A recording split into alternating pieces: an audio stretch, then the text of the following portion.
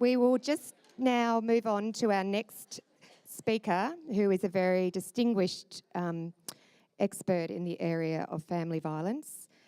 This is Prue Cameron, who's a Senior Policy Advisor at Domestic Violence Victoria.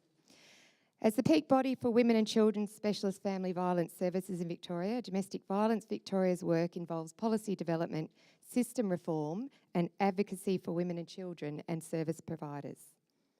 Prue has worked in social policy and research in a range of community, academic and political settings. Her recent research with women experiencing financial abuse in the context of family violence for WIRE, Women's Information and Referral, was recognised with an Outstanding Achievement Award from Financial Literacy Australia. Prue has a particular interest in oral health, she tells me, having taught sociology of health and working with low-income families in Tasmania with limited access to oral health care. So would you please welcome Prue, and hope you have luck with the microphone.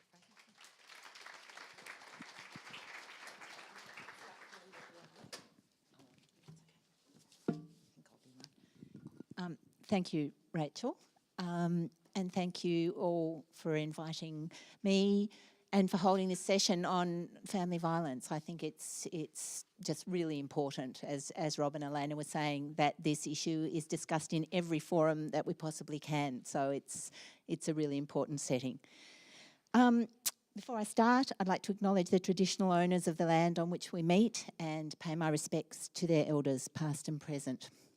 So my presentation, it's going back a step because of because of the change of program. So Rachel asked me to just sort of give a bit of an overview about family violence, the nature of family violence, the impacts of family violence on women and children, and a little bit about some of the specialist family violence services.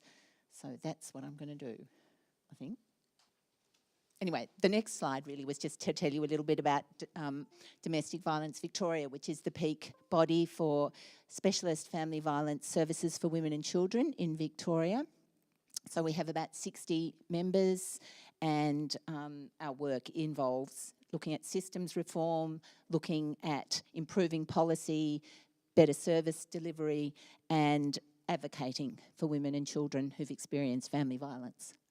So the next one is probably just telling you what you already know, and it's the awful snapshot of family violence in Australia that we are all too familiar with. But I think it's important that we remind ourselves of it. These are the latest ANRO's analysis of the ABS personal safety data. So 1 in 4 women have experienced violence by a partner, 2.2 million women, 1.8 million experience physical violence, and almost 1 million experience sexual violence. 9 out of 10 of those incidents occur in the home. At least more than 500,000 children were present when those incidents occurred. Virtually 500,000 women have experienced violence during their pregnancy from their intimate partner. And in Victoria alone, this year so far, police have attended over 70,000 family violence incidents. To date, this calendar year, 78 women have been killed by man, the majority of those by their intimate partner or former partner.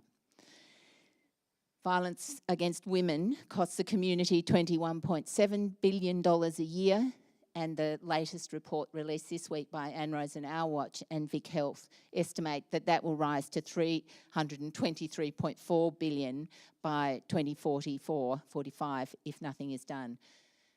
So we know the scale of the problem, and we know that we have to do something. 78 women this year alone is too shocking. What is family violence? We talk about it all the time, and I think we often don't go into the detail of what it actually is, the nature and the dynamic of family violence. This is taken from the Victorian Family Violence Protection Act, this definition, and you'll be familiar, obviously, with all the types of behaviour: physically or sexually abusive, emotionally or psychologically abusive, economically abusive, threatening or coercive. But the most important part of this definition, and that the part that we need to focus on to understand family violence is any or behaviour that in any other way controls or dominates the family member and causes that family member to feel fear for the safety or well-being of that family member or another person. And the same applies to a child. So the definition, when people ask us, but, isn't that a choice? For example, especially around financial abuse, a lot of people would say, but, the woman has chosen to give over responsibility for the family finances. No, if she feels fear, if she does it out of fear, if she has no choice, then it's financial abuse in the context of family violence. So I guess just quickly to take you through what we would say are the key characteristics of family violence. It is always a choice. It's always an escalating or almost always an escalating spiral of violence, but it's never just a one-off incident. It's always about power and control over another person, and it's often coercive control. So it's the verbal abuse, the constant put-downs, etc. Behaviours that are intended to intimidate, undermine and isolate. So the woman is constantly monitored and criticised by the perpetrator. Often there's isolated from their friends and family, degraded and have their everyday activities closely regulated and controlled. And as you will all be aware, those controlling behaviours have been exacerbated by the use of all the new technologies have facilitated that sort of surveillance in a very dangerous way. So it's not just the actual physical violence, it's also the threats and fear of the actual and sexual violence. And similarly, the violence or threats of violence against children and other family members and their pets. And the perpetrators commonly, well, always, blame the victims for the violence that they brought it on upon themselves.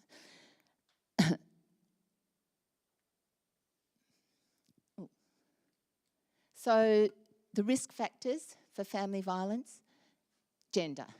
Gender's a big risk factor. If you're a woman, you're at overwhelmingly greater risk of being a victim of family violence or intimate partner violence.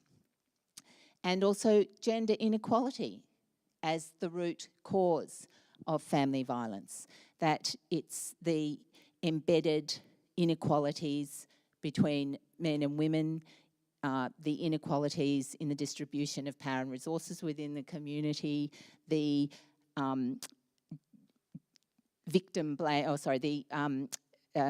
violence accepting attitudes about women that we see so widely held in the community and that were so shockingly reported again this week in the new federal government report about the attitudes of young males and females around violence in the community. We don't seem to be making many inroads into those structural causes, the underlying causes of family violence.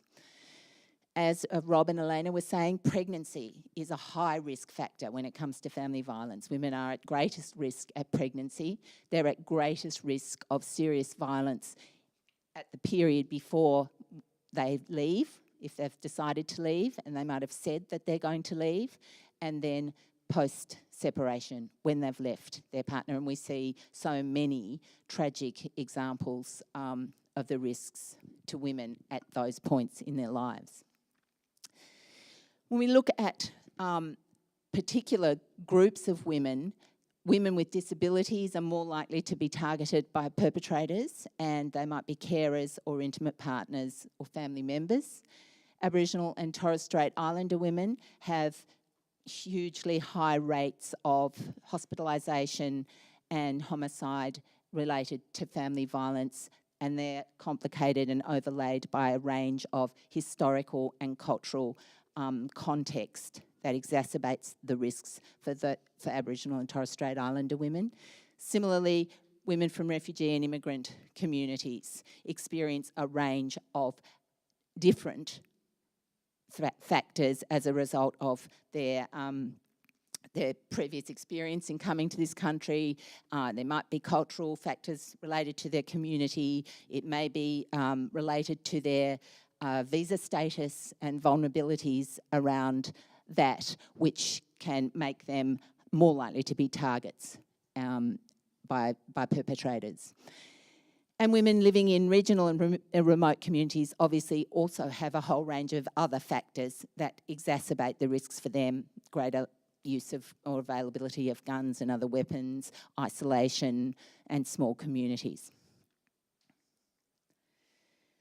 So from the perspective of what are some of the impacts on women, the health effects, I'm not going to talk about the physical impact on oral health of victims, because you would all be very familiar with that. So some of the other factors, obviously the physical harm and the chronic health effects of prolonged stress.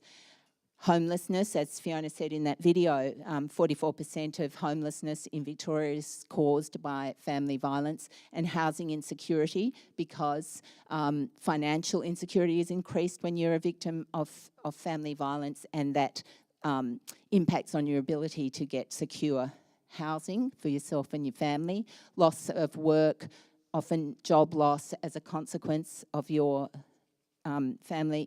the family violence you experienced. You are isolated from friends and family, as I said.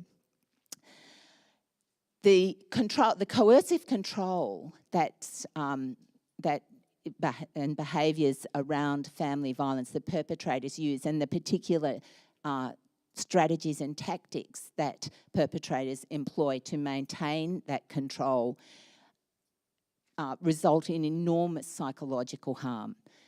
And often that can occur when there is no physical violence or sexual violence. So a lot of the family violence, or the people women and children who've experienced family violence, we can't see the impacts, but they're hugely significant. The loss of self-confidence, the low self-esteem, the high anxiety, the stress and depression, the symptoms of post-traumatic stress disorder are exhibited by many of the women and children who've experienced family violence. And those factors can often lead to self-medication and substance abuse. Most women, probably all women who've experienced family violence, feel enormous sense of guilt and shame, and blame themselves, because that's part of the tactics, that's part of those behaviours. So they're the issues. I think understanding the impact, the psychological effect on victims, and the enormous and overwhelming sense of guilt and shame, that is something for practitioners, wherever they are, in the oral health field or wherever they are, to bear in mind. Women are only going to disclose usually under very great distress, or if they feel very safe, and if they feel that they're going to be believed, and if they feel that the person they're disclosing to understands the dynamic and the impacts that I've just been talking about. All the research shows that if women disclose and their disclosure is dismissed or not understood, then they don't come back, they don't tell, they don't leave, and they don't disclose again, or not for a very long time. Children can be taken into out-of-home care, as we said, and obviously death is a serious impact. There are huge impacts on children, and I'm not going to have enough time to go through them all, but this is a really under-recognised area in our service system here in Victoria. Specialist family violence services are crying out for funding for children's therapists, for people who are specially trained to work with children who've experienced family violence, because we know that whether they've experienced it directly or they've witnessed it, which is effectively experiencing it directly, there are huge effects, and gone are the days when, although mothers will often say, oh, the children, it's all right, the children weren't there, they were upstairs in their bedroom, or, you know, they were out in the garden. And now, you know, whilst that's understandable that mothers want to believe that, the facts are in, and the effects on children are dramatic, they're intergenerational, they're lifelong. I won't go through them all, but the research shows that children have worse educational outcomes for obvious reasons, which impacts on their security and financial independence and lifelong opportunities. And children also are at greater risk of death if they're affected by family violence. 80% of child homicides in Victoria are due to family violence. So there are specialist family violence services across the state, and I'm interested, because I'm from the inside, I'm surprised at how many people say to me, where are they? What are they? What do they do? So obviously that you wouldn't be saying that, but just to talk about what they do, and I know I'm running out of time, but I think it's a really important point, and I want to emphasise this in the context of what Rob and Elena were saying as well, is that dentists and oral health practitioners and professionals are not expected or desired to become family violence experts. We don't want you to do that. We don't expect you to do that. It wouldn't be a good idea if you felt responsible to do that. The risk assessment and safety planning and support and advocacy and counselling and, you know, comprehensive case management that specialist family violence workers do is a highly skilled and specialised area. The risk assessment, managing risk, holding risk in relation to family violence is highly specialised. It's a highly specialised skill. So those services are out there to provide a range of support for women at wherever they are on their continuum of family violence experience, and we want to be funded to keep doing the work that we do.